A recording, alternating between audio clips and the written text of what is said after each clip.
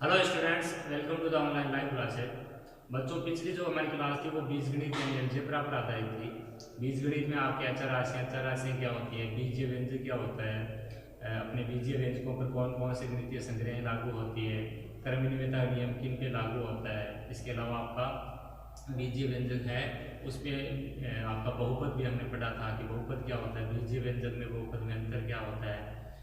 आज हम बीजीय व्यंजक पर कुछ आधारित जो बेसिक जो गणितीय जो संक्रियाएं होती है वो हम करने की कोशिश करेंगे, जिसमें आपको प्रॉपर एक लैंग्वेज दी होती है, उसको समझ के हमें बीजीय व्यंजक बनाना है।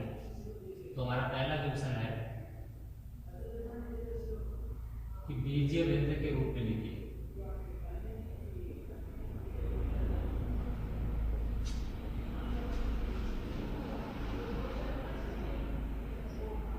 हमें बीजीय व्यंजक के रूप में लिखना है। पहला हमारा जैसे 5 और किसी संख्या का योग, एक तो हमारी संख्या 5 और दूसरी है हमारी किसी और संख्या का योग। 5 और किसी संख्या का योग। यहाँ पर बच्चों आपको ध्यान ये देना है, जब भी आपको बीजीय व्यंजक के रूप में लिखना है और आपको एक लैंग्वेज देते कि 5 और किसी संख्या का योग, 3 और किसी संख्या का अंतर, तो इस टाइप की लैंग्वेज में आपको सबसे पहले क्या करना है, उसको बीजीय व्यंजक के रूप में लिखना है। तो आपको कोई बीजीय जो संख्या है या आपको कोई चर राशि मानना है, वो है अक्स, वाई, जेड, आप कुछ भी यहाँ पर मान सकते हो। तो 5 और किसी संख्या का योग को आपको लिखना है। तो 5 हो गया, एक तो एक दूसरी संख्या जो आपकी है वो बीजीय व्यंजक के लिए आपको अक्स मानना है। तो एक तो आपको फिर 5 प्लस अक्स हो सकता है, या आप अक्स में जब 5 जोड़ दो तो वो भी मान आपका सेम वही आएगा, क्योंकि योग कर्मणि में होता है इस वजह से। और अक्स यहाँ पर क्या है, यहाँ अक्स है वो है आपकी एक बीज है। अक्स एक आपका क्या है, बीज या चर राशि है। तो 5 और किसी संख्या का योग को आपको बीजीय व्यंजक के तौर पर क्या लिख सकते हो, 5 प्लस अक्स या अक्स प्लस 5। सेकेंड है आपका किसी संख्या और 7 का अंतर। किसी संख्या व 7 का अंतर, किसी संख्या व 7 का अंतर बोल रहा है, 7 व किसी संख्या का अंतर नहीं बोल रहा है। यहाँ पर योग में तो आप 5 प्लस अक्स या अक्स प्लस 5 लिखो, दोनों ही सही है, लेकिन किसी संख्या व 7 का अंतर में आपको वो संख्या को तो अक्स मानना ही हमेशा की तरह, क्योंकि बीजीय व्यंजक बनाने के लिए आपको वो संख्या जो ज्ञात है वो माननी है, चर राशि मानी अक्स। अक्स माइनस 7 लिखोगे, 7 माइनस अक्स यहाँ नहीं लिखोगे आप, तो यहाँ लिखोगे आप अक्स माइनस 7। और अक्स फिर से यहाँ पर क्या है, बीजीय राशि माना कि वह संख्या जो है अक्स है, माना यहाँ अक्स एक बीज है, तथा वह है संख्या। किसी संख्या को यहाँ पर हम क्या मान रहे हैं, अक्स मान रहे हैं, और बीजीय व्यंजक हम बनाते जा रहे हैं। तीसरा हमारा जैसे दे दिया हमें किसी संख्या का 3 गुना, किसी संख्या का 3 गुना। कोई भी संख्या का अगर गुना दे दे, जैसे योग दे दिया तो हमें उसको जोड़ का चिन्ह प्रयोग करना है, अंतर दे दिया तो हमें बाकी का चिन्ह प्रयोग करना है, गुना का मतलब यहाँ गुणा का चिन्ह प्रयोग करना है। और कोई संख्या के लिए यहाँ पर वो संख्या क्या मानी मैंने, अक्स है। गुना के लिए यहाँ गुणा का योग का चिन्ह, अंतर के लिए माइनस का चिन्ह, योग के लिए मेरे प्लस का चिन्ह है। अब किस से गुणा करना है, जैसे अंतर में 7 का अंतर था, योग में 5 को जोड़ना था, यहाँ 3 का गुणा है, तो अक्स गुणा किससे होगा बच्चों, 3 से। और 3 और अक्स गुणा होगा कितना देगा, 3 अक्स आ जाएगा। लेकिन यहाँ 5 और अक्स जुड़ के 5 अक्स नहीं लिखना है, अक्स और 7 घटा के यहाँ पर 7 अक्स नहीं लिखना है, 6 अक्स नहीं लिखना है। गुणा में वो जो चीज है आपकी जो अज्ञात राशि है वो ज्ञात राशि के साथ में क्या हो जाती है, चिपक जाती है। अज्ञात राशि ज्ञात राशि गुणा में क्या हो जाती है, चिपक जाती है, गुणा हो जाती है, लेकिन बाकी और योग में वो उसके साथ में है वैसा का वैसा ही मान रखती है। अगला है किसी संख्या के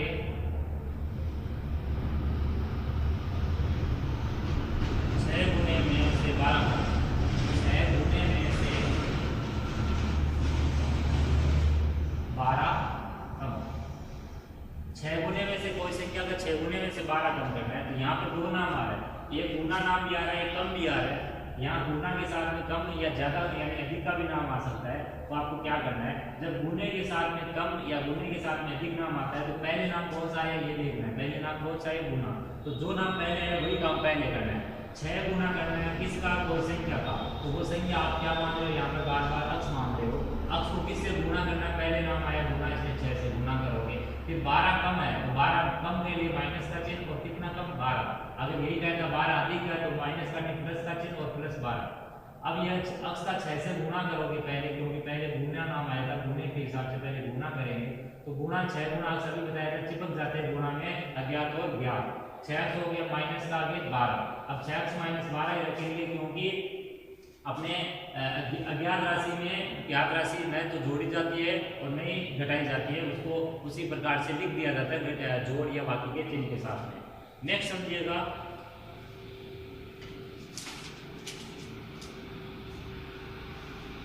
नेक्स्ट हमारा किसी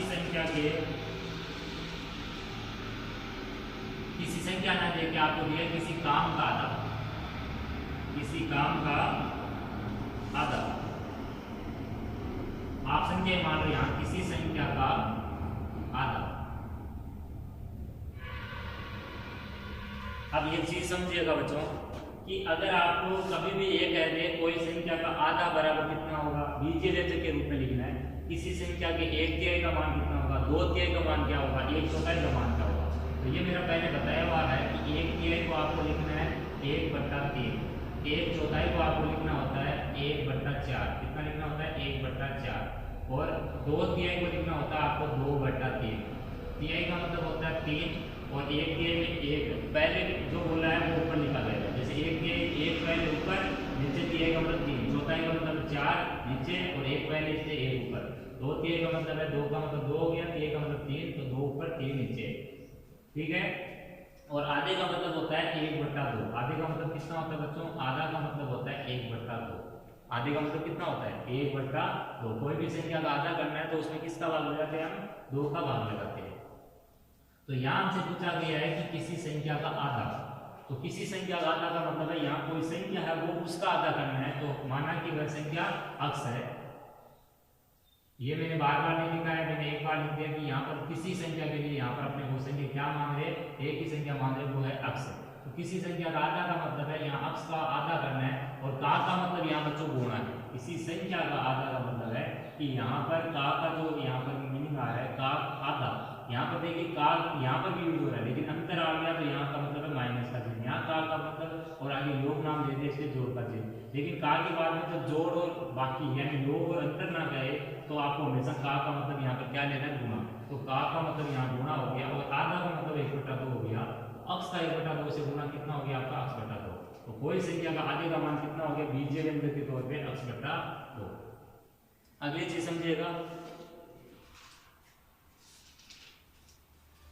नेक्स्ट है आपको किसी संख्या के 1/3 में से 200 कम। किसी संख्या के 1/3, 1/3 का मतलब अभी मैंने बताया था, 1/3 का मतलब शुरू में 1 है बाद में 3 को 1/3।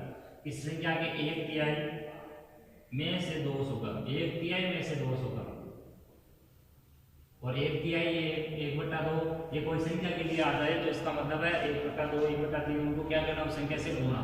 तो पहले गुणा होगा और उसके बाद में उससे कम, क्योंकि पहले नाम 1/3 आया तो पहले यही काम होगा। और 1/3 का मतलब है उस संख्या से आपको गुणा करना है, और 200 कम है तो माइनस का 200 करना है, 200 ज्यादा है तो प्लस का 200 करना है।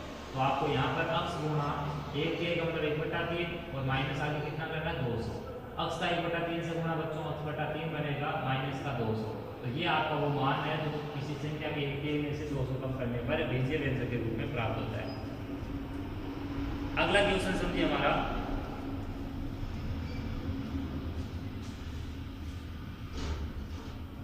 ये आपके बीजीय व्यंजक पर जो है आपकी सामान्य जो चीजें हैं कि एक बीजीय व्यंजक को हम कैसे बना सकते हैं लैंग्वेज देने पर। इन चीजों को आपको समझना होगा पहले, तभी आपको बीजीय समझ में आने लगेगी। सेकंड क्वेश्चन हमारा कि श्वेता के गणित में 75 अंक है। श्वेता नाम की कोई लड़की है, उसके गणित जो है सब्जेक्ट उसमें 75 अंक है। कितने अंक है 75 नंबर आए हैं उसके। विज्ञान के अंक पता नहीं है, विज्ञान है जो साइंस है उसमें कितने नंबर है वो हमें पता नहीं है। फिर क्या है, उन्हें अक्स मानकर कुल अंक बताइए। उन्हें अक्स मानकर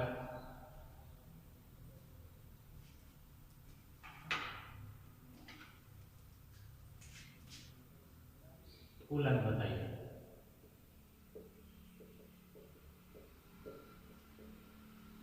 तो देखिए क्या करना है हमें,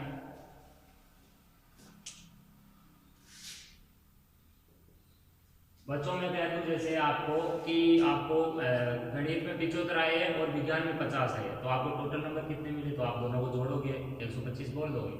लेकिन यहाँ पर क्या है दरअसल कि गणित में 75 है ये पता है, लेकिन विज्ञान में कितने आए वो पता ही नहीं हमें, और उनको हमें जो पता नहीं है उसी चीज को हमें यहाँ पर कोई ना कोई चर राशि के तौर पर मानना है, क्योंकि ये मान कितना भी हो सकता है, कुछ भी हो सकता है। जहाँ कोई चीज है वो एक फिक्स मान नहीं होता है, जहाँ कुछ भी हो सकता है वहां पर वो मान हमेशा कैसा होता है, बीजीय राशि या चर राशि होता है, जिसको हम क्या कहते हैं, जिसका मान अपने x y Z A B c p q r इस टाइप का मान होता है, उसको हमें मानना पड़ता है, फिक्स मान नहीं मान सकते हम कि 16 मान लिया 20 मान लिया। वहाँ x y Z A B c p q r कहते हैं, ये जो मैंने कल दिखाए थे वही चीजें मान लिया। और यहाँ आपको क्या मानने को बोला है, अक्स। जब ये अक्स नहीं मानने को बोला होता तो अपने यहाँ पर कुछ भी मान सकते हैं, Y Z A B C, और हमें बताने कुल अंक है। तो कुल अंक का मतलब है यहाँ पर दोनों को जोड़ना होगा, दोनों सब्जेक्ट का जो अपना मार्क्स है यानी अंक है वो मिलाकर अपना क्या बनाएगा, कुल अंक बताएगा। तो हम सबसे पहले लिखेंगे यहाँ माना कि विज्ञान विषय के अंक बराबर, विज्ञान विषय में अंक कितना है, अक्स, वह गणित विषय के अंक बराबर कितने हैं, 75। अब आपको यहाँ पर कुल अंक निकालने हैं, कुल अंक बराबर, अतः कुल अंक बराबर गणित विषय प्लस विज्ञान विषय दोनों के,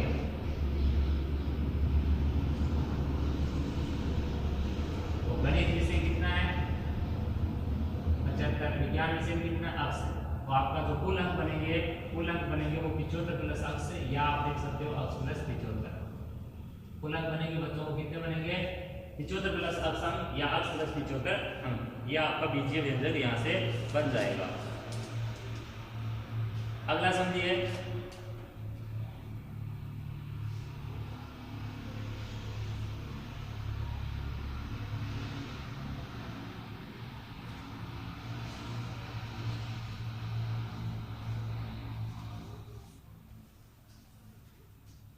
नेक्स्ट क्वेश्चन दिया है हमें कि साक्षी के पास कुछ टोपियां हैं, कुछ टोपी जब उसके पास, साक्षी के पास,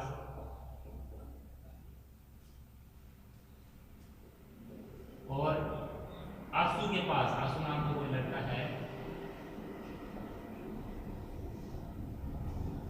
उससे 4 गुना, उससे का मतलब है यहाँ पर किसके लिए नाम है, उससे का मतलब है जिससे तुलना हो रही है वो कौन है, साक्षी।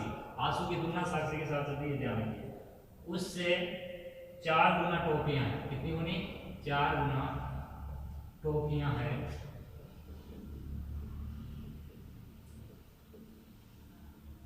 तो दोनों के पास, तो दोनों के पास, अब की बार फिर से दोनों के पास हो गया, दोनों के पास जहां अपने जितने चीजों का नाम करना है उनका कुल का मान बोलते हैं, तो वहां पर हमें योग करना है बच्चों, हमें वहां पर क्या करना है, योग करना है। तो दोनों के पास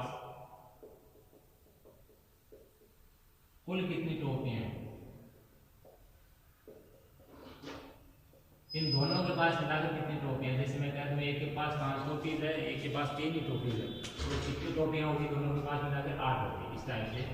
तो यहाँ पर हमें ये क्या है, साक्षी के पास कुछ टोपियां हैं लेकिन कितनी है वो नहीं पता है। जब कुछ की बात चल रही है और फिक्स का नहीं पता चल रहा है, हमें हमेशा चर राशि या बीजीय राशि x y Z A B c p q r ये मानना पड़ता है। और आंसू के पास उससे 4 गुनी टोपियां हैं। अब देखो इस सवाल में ट्विस्ट क्या है कि न तो हमें एक आंसू के पास का पता है, न साक्षी के पास का पता है, लेकिन हमें आंसू के पास का इतना जरूर पता है कि साक्षी के पास जितने भी है उससे 4 गुने आंसू के पास।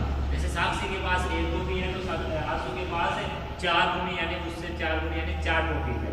और यही अगर साक्षी के पास 2 टोपीज है तो आंसू के पास कितने हो जाएंगे बच्चों, 4 का डबल यानी 8 टोपीज हो जाएंगे। और दोनों को जोड़ेंगे, उसका 2 माना तो इसका 8 हुआ, 8 2 10, इसका 1 माना तो उसके पास 4 मिली, 1 और 4 मिलाकर 5। तो कहने का मतलब है कि सबसे पहले आपको इस टाइप के क्वेश्चन में क्या करना होता है कि दो नाम चल रहे हैं, तीन नाम चल रहे हैं, तो जिसके साथ में नाम गुना चलता है ना आपका, गुना से अधिक से कम, जैसे मैं कह दूं मेरे से 100 रुपये अधिक श्याम के पास है, तो मेरी तुलना किसके साथ में हो रही है, श्याम के पास। श्याम के पास मेरे से 100 रुपये अधिक है, तो जिसके साथ में नाम आता है ना से अधिक से कम से गुना, तो उसी नाम के जस्ट पीछे जो नाम आता है, जैसे श्याम से 100 अधिक है, तो श्याम के मान को मैं क्या मान लूं, अक्स मान लूं। यहाँ पर भी आंसू के पास उससे 4 गुना, किसके पास से, साक्षी के पास से 4 गुना, तो गुना नाम किसके साथ में आ रहा है, उससे, उससे का मतलब यहाँ पर किसके साथ अनुपात रखता है, साक्षी के पास, तो हमें उस चीज को क्या मानना होता है, अक्स है। तो हम सबसे पहले लिखेंगे माना कि साक्षी के पास अक्स टोपियां, कितनी टोपियां बच्चों, अक्स से टोपियां, तब आंसू के पास टोपियों की संख्या बराबर, आंसू के पास कितनी टोपियां हो जाएगी, 4 गुना अक्स बराबर 4 अक्स, 4 अक्स टोपियां। आंसू के पास 4 अक्स है, जब हमने साक्षी के पास अक्स मान लिया, तो कुल कितनी टोपियां हैं, अतः दोनों के पास कुल टोपियां बराबर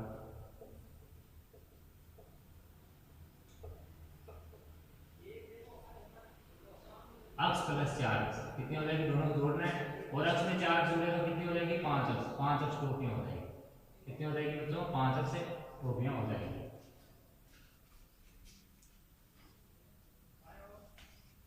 नेक्स्ट क्वेश्चन समझिए,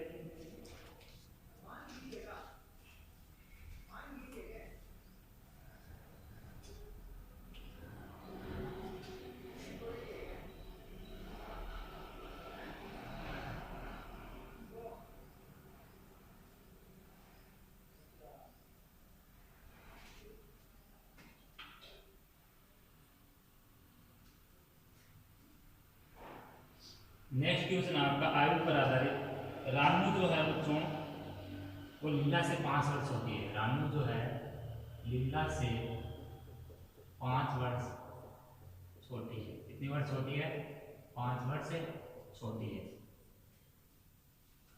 एक नंबर आपको दिया है कि लीला की आयु अक्स लेकर, लीला की आयु को हम क्या ले लें, अक्स लेकर, अक्स ले लें, रानू की आयु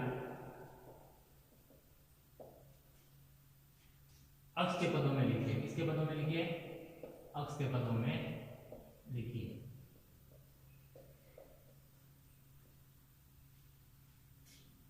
दो नंबर है, रानू की आयु पी लेते हुए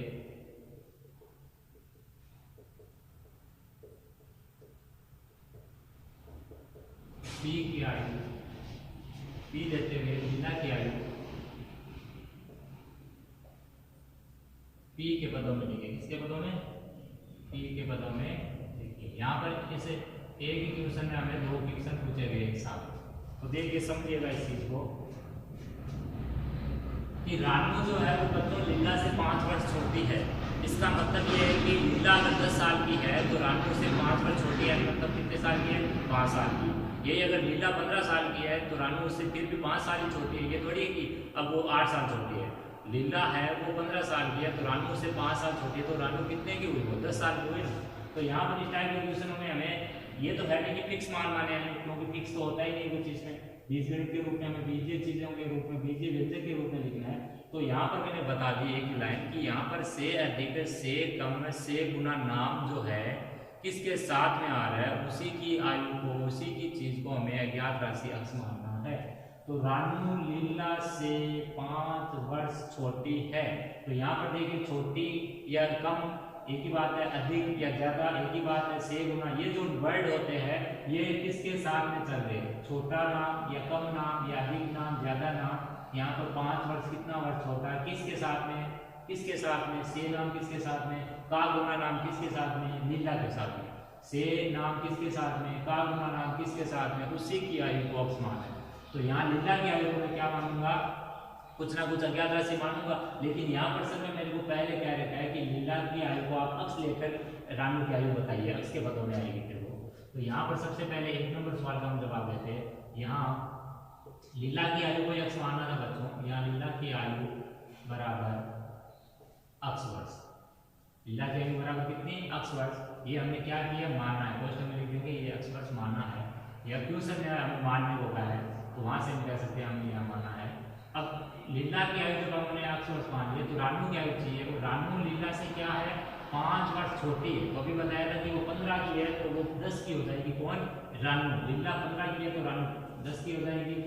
लीला 10 वर्ष की है तो रानू उससे 5 वर्ष छोटी, यानी 5 वर्ष, यानी इसके मान में से 5 वर्ष कम करना है, लीला के अक्ष में से 5 कम करना है। तो हम लिखेंगे अतः रानू की आयु अक्ष के पदों में बराबर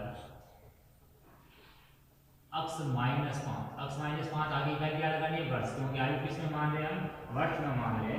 तो अक्ष में से 5 घटाना है, कि 5 में से अक्ष घटाना है। ये आपके आया है सबसे पहले सवाल का जवाब, यानी जो रानू की आयु है वो लीला की जो रानू की आयु है वो अक्ष के पदों में लीला की आयु से 5 वर्ष कम है। तो कितनी है आयु उसकी, अक्ष -5।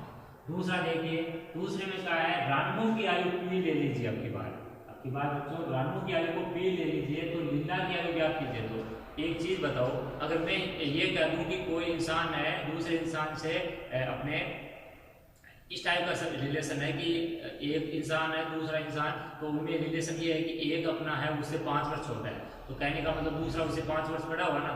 जैसे मैंने कह दिया कि मैं आपसे 10 वर्ष बड़ा हूँ, तो आप मुझसे 10 वर्ष क्या हो गए, छोटे हो गए। तो इसका मतलब है कि अगर आपकी आयु 10 वर्ष है तो मैं आपसे 10 वर्ष बड़ा हूँ, तो मैं 20 साल का हूँ। और अगर मैं ये कह दूं कि मेरी आयु 20 वर्ष है, आप मेरे से 10 साल छोटे हो, तो आपकी आयु कितनी होगी, 10 साल। यानी कहने का मतलब है कि जहाँ अधिक और कम की बात होती है वहाँ पर अगर एक आपसे छोटा है या एक आपसे बड़ा है, तो आपसे जो चीज़ आपसे जितनी छोटी है वही चीज़ आपसे दूसरे के लिए वो चीज़ उतनी क्या है, बड़ी है। तो यहाँ पर चूंकि जो लीला है उससे रानू छोटी तो है, लीला से रानू छोटी तो है हर हाल में, लेकिन लीला अगर 15 साल की है तो रानू कितने की है, 10 की है। वही ये कह रही है कि रानू 10 साल की है तो लीला कितने की है, तो लीला तो उससे बड़ी है ना, कितने साल बड़ी है, 5 साल। ये थोड़ी 4 साल बड़ी है, 5 साल। तो रानू 10 की है तो लीला 5 साल बड़ी है, इसका मतलब लीला कितनी होती है, 15 साल। तो अब की बात बच्चों, हमें रानू की आयु पी मानी है, तो लीला की आयु कितनी हो जाएगी, ऑटोमेटिक 5 साल ज्यादा होगी, तो कितनी हो जाएगी, P + 5 या 5 + P। तो हम लिखेंगे पुनः रानू की आयु बराबर P वर्ष। तो यहाँ पर ध्यान रखिए कि ये जो आयु होती है, अक्ष मान लेते हैं हम, वो वर्तमान आयु होती है, लीला की वर्तमान आयु। यहाँ पर थोड़ा नाम लिख लीजिए आप, वर्तमान। ये आयु कौन सी है बच्चों, यहाँ वर्तमान आयु। ऐसे रानू की वर्तमान आयु, यहाँ वर्तमान नाम एक कर लीजिए आप। रानू की वर्तमान आयु कितनी है, P वर्ष, ये हमने यहाँ पर माना है। अब हमें लीला की आयु ज्ञात करनी है, अतः लीला की रानू की वर्तमान आयु, ये भी यहाँ पर वर्तमान आयु है, वर्तमान आयु लीला की वर्तमान आयु, हमें लीला की वर्तमान आयु चाहिए P के पदों में। किसके पदों में चाहिए, P के पदों में, बराबर कितनी हो जाएगी बच्चों, P + 5। कितनी वर्ष हो जाएगी, P + 5 वर्ष हो जाएगी।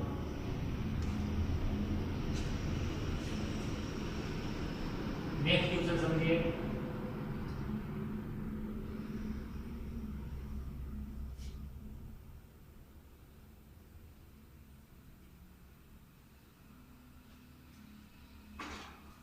नेक्स्ट क्वेश्चन आपका कि एक पेन का मूल्य 5 रुपए है, एक पेन है उसका मूल्य कितना बच्चों, 5 रुपए।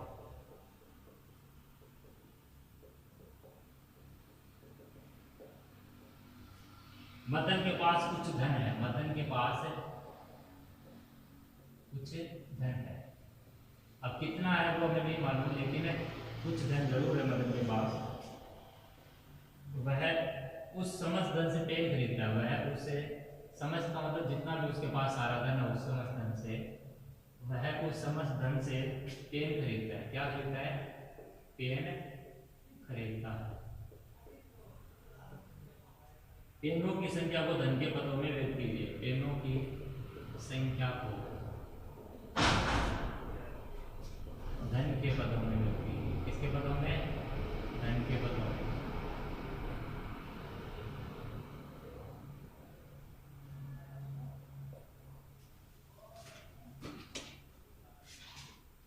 समझना इस चीज को क्या करना है। एक पेन का मूल्य आपको बताया है 5 रुपए, और मदन है उसके पास कुछ धन है, वह उस सारे के सारे धन से पेन खरीदता है। और पेनों की संख्या को धन के पदों में व्यक्त कीजिए। तो मान लो मेरे पास अगर 100 रुपये और मैं 5 रुपये का एक पेन है वो खरीद रहा हूँ, तो मैं कितने पेन खरीद कर लाऊंगा? मैं 20 पेन खरीद कर लाऊंगा ना, कि टोटल जो धन है उसमें मैं एक पेन का मूल्य का भाग लगा दूं तो क्या आ जाएगा? पेनों की संख्या आ जाएगी। आप यूँ कह सकते हो एक पेन का मूल्य गुना पेनों की संख्या बराबर कुल धन। जिसके पास कुल धन है उससे अगर वो सारी की सारी चीजें ही खरीद रहा है तो एक पेन का मूल्य गुणा पेनों की संख्या बराबर कुल धन। तो यहाँ पर एक पेन का मूल्य 5 रुपये और जितने पेन खरीद रहा है उनकी संख्या को व्यक्त करना है और उसके पास कुछ धन है, वो समस्त धन से पेन खरीदता है, तो वो समस्त धन को अपने क्या मान लेते हैं? अक्ष मान लेते हैं। तो अक्ष से वो यानी जो टोटल रुपये है वहाँ से वो पेन खरीद रहा है, तो पेनों की संख्या को हमें धन के पदों में व्यक्त करना है। तो हमें पता है कि 100 रुपये अगर उसके पास टोटल है तो वो पेन कितने खरीदेगा? 100/5 यानी 20 पेन खरीदेगा। कितने पेन खरीदेगा? 100/5 यानी 20। तो आपको पेनों की संख्या को व्यक्त करना है, न कि धन को व्यक्त करना है। तो पेनों की संख्या बच्चों आपके 100/5 जैसे निकालने पर आएगी 20। तो आपको यहाँ पर सबसे पहले उसका धन है वो अक्ष मान लेना है। कितना मान लेना है? अक्ष। अब अक्ष में 5 का भाग लगेगा तो वही तो क्या है? आपके पेनों की संख्या है। तो यहाँ पर हम लिखेंगे, यहाँ एक पेन का मूल्य बराबर, एक पेन का मूल्य तो दिया उसको तो मानना नहीं, एक पेन का मूल्य बराबर कितना है? अब से रुपए का जरूर लगाने। फिर लिखना माना कि मदन के पास कुल धन बराबर कितना मान लिया हमने? यहाँ पर अक्ष नहीं है, 5 रुपये। मदन के पास कुल धन है उसको हमने अक्ष रुपये मान लिया। मदन के पास कुछ धन है, वह समस्त धन से पेन खरीदता है, तो माना कि मदन के पास कुल धन है, वही चीज होगी, कुछ धन है उससे वो समस्त धन से पेन खरीदता है, इसका मतलब उसका वही कुल धन हो गया। तो माना कि मदन के पास कुल धन कितना है? अक्ष रुपये। अब पेनों की संख्या को धन के पदों में व्यक्त करना है, तो हमें लिखना है, अतः पेनों की संख्या अक्ष के पदों में, धन के पदों में व्यक्त करने का मतलब अक्ष के पदों में, क्योंकि धन को हमने क्या माना है?